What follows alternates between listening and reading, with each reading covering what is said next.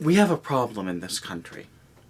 Well, we have a lot of problems in this country, but there's only so much time in the day, and only so many topics I can cover at once. And the topic that I want to cover today is twofold. Right now, there is an ongoing humanitarian crisis at the southern border of the United States.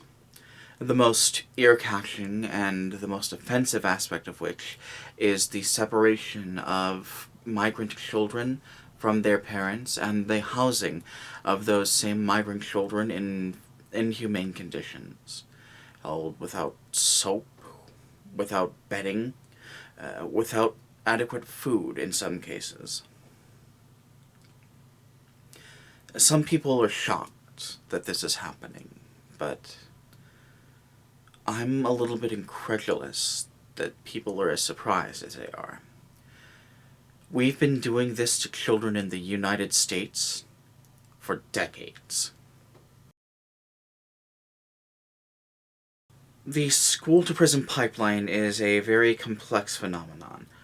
It is an intersection of a number of the worst aspects that our society has brought to bear. And the most succinct explanation that I've heard of the school-to-prison pipeline is that while we are preparing some of our children for college and future success, we're preparing most of our children for a future in prison. There's a bit of historical context that needs to be understood in order to understand how this all came to be. Most of the 80s was a giant crime wave. You had gangs staging shootouts, you had the crack epidemic, you had an epidemic of heroin, you had all kinds of Wall Street fuck-ups fucking everything up for everything else, although that goes mostly unremarked upon. In response, and in the 90s, extant systems, which is to say not just the government, tried to solve that problem by shoving literally as many people as they could into prisons, including, but not limited to, children. Schools across the country instituted various zero-tolerance policies. Zero-tolerance policies for violence, zero-tolerance policies for drugs, zero-tolerance policies for gang paraphernalia. Police were installed in schools as an ad hoc security force throughout the country, and laws were passed all around the country to make it easier to send not just young people to juvie, but to prison, adult prison. It can't be understated that young people, especially young people of color, were deliberately and specifically targeted by these policies.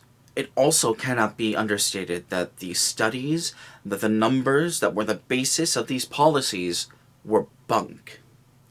I would not go so far as to say that they were falsified, but other people who were involved in the creation of these studies, in the administration of these policies, have said that they were falsified. And yet, in schools and communities across the country, these policies are still in place and still harming our children.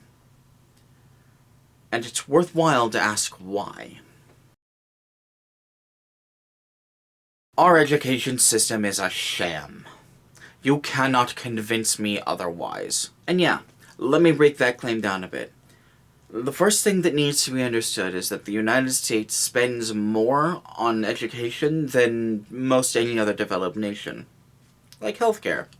And like healthcare, all that spending results in very little benefit. All of that money that we're pouring into education is still resulting to middling or low grades.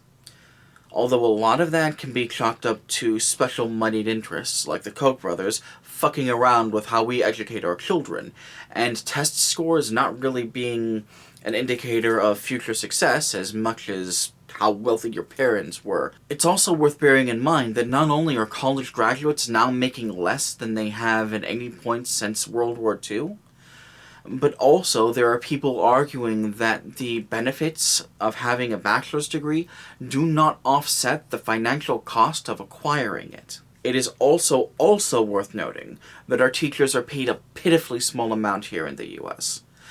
I spent a great deal of time when I was in DC with a homeless man who I learned was a teacher. And he was homeless because his job as a teacher did not give him enough money to pay for any apartment in the city of DC. And this isn't a problem unique to the capital, it happens all over the country. And we can't forget that a large number of schools here in the US are in an unacceptable level of disrepair.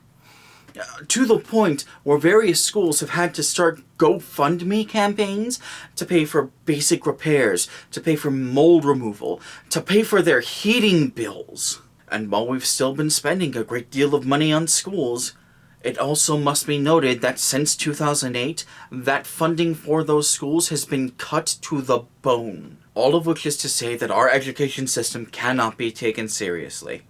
It is a sham. I said that it's beneficial to ask why these harmful policies are still in place when not only have they been demonstrated to not work, but when the research that led people to the conclusion that they would work has been proven to be false itself.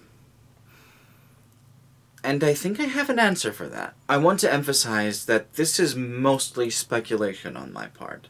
I've talked to a lot of teachers, a lot of school administrators, and a lot of students, so I have some understanding of what their specific concerns and viewpoints are. But I can't say this for certain. I can't call this a fact. It's just something I have a lot of evidence for, maybe. So what happened, to the best of my understanding, is that at the same time these zero-tolerance policies were being implemented, and almost completely unrelated to that, is that these schools were hiring Wolf of Wall Street type people to run their schools, under the assumption that they would make it more financially efficient. And they did. Mostly by cutting arts programs, cutting teacher salaries, and by offsetting problematic students onto different institutions.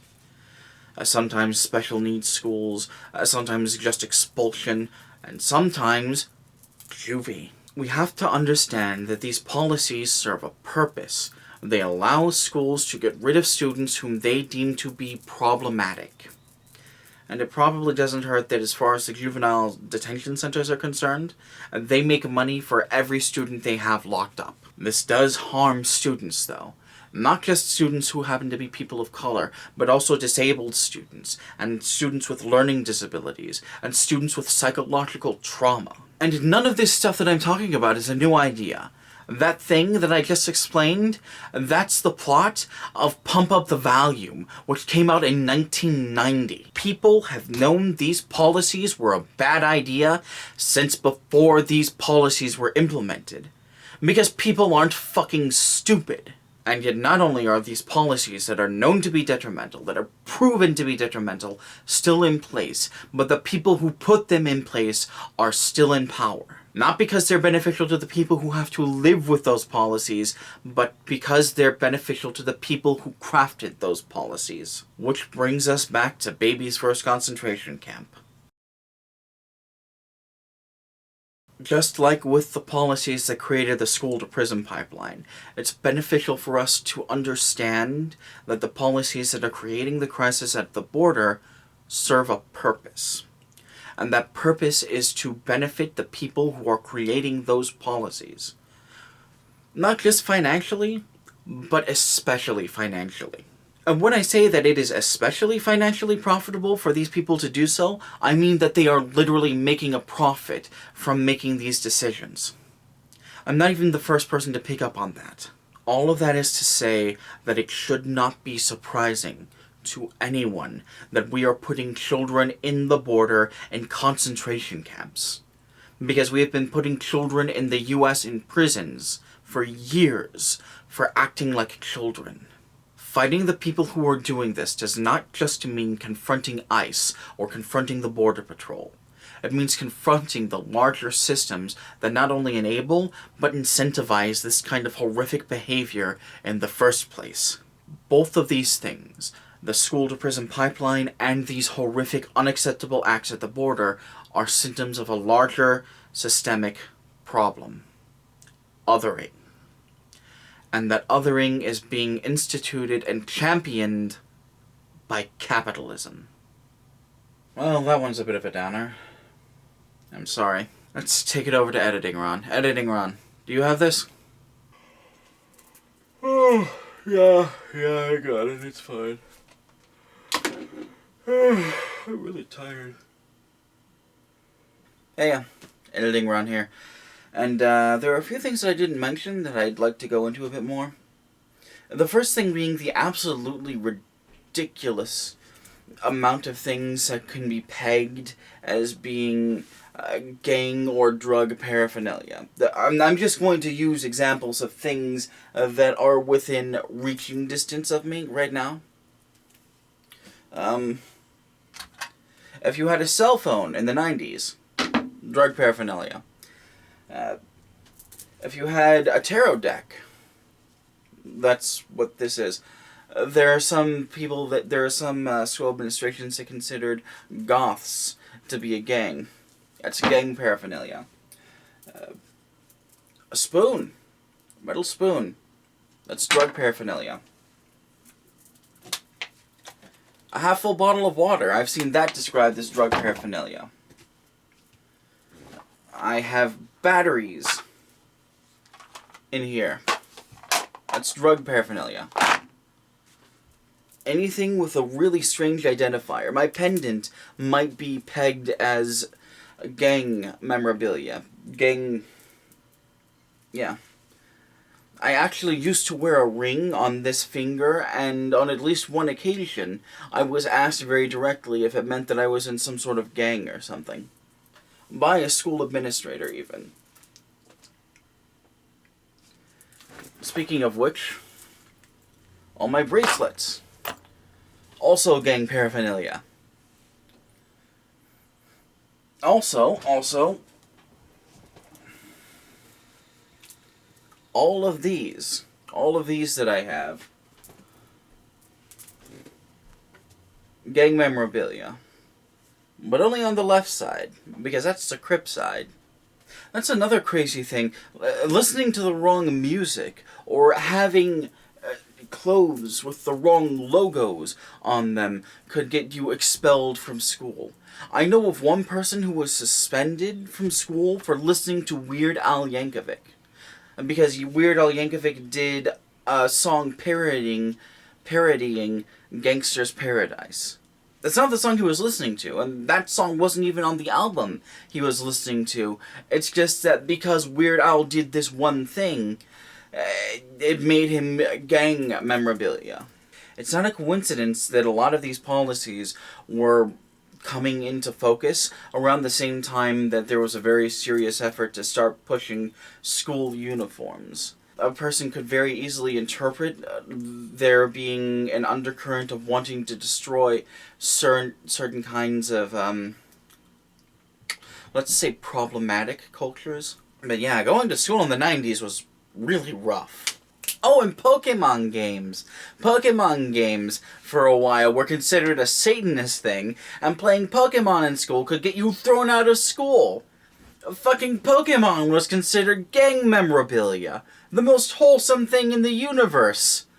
Oh my fuck, the memories are coming back like a flood. So, the topic that I picked for this month, and that I didn't get to make an update video explaining, is issues that affect people of color. And this is something that doesn't uniquely, those are bad words, it doesn't just affect people of color, but it does specifically and uniquely affect them, because they have been specifically and uniquely targeted by these policies. The same way that any other crime policies affect people of color. My fuck, and I just remembered all of that shit paved the way for the 9/11 police state. My fuck. For anyone interested, I left a bunch of links in the underbar to references to things that I've said, or things referencing in greater detail things that I mentioned offhand. Part of the reason that this took so long is because it was very, very research heavy. Some of the things were actually very difficult to find information for. Like the thing about special interests fucking with education. That's something I know because like I said, I talk to teachers, I talk to school administrators, I talk to students, like in my capacity of being someone who's active in the community. And that's what they say, is that special interests, moneyed special interests, rich fuckers, are fucking with how we teach our children. But finding data on that is difficult because, not because that data doesn't exist, but because those same people who are fucking with education are flooding the information gates with false information about how, no, it's the teachers that are fucking with education. We need to get rid of the teachers. School voucher for everybody. That's maybe something worth doing a video on in and of itself. That the information dominance thing. I'll have to talk to Tira about that. Anyway, that's everything I have to say. I think I'm all said out. Just a very gentle reminder, I do have a Ko-Fi if you found any of the information here useful or helpful or beneficial to you, or anyone else who you might want to share it to.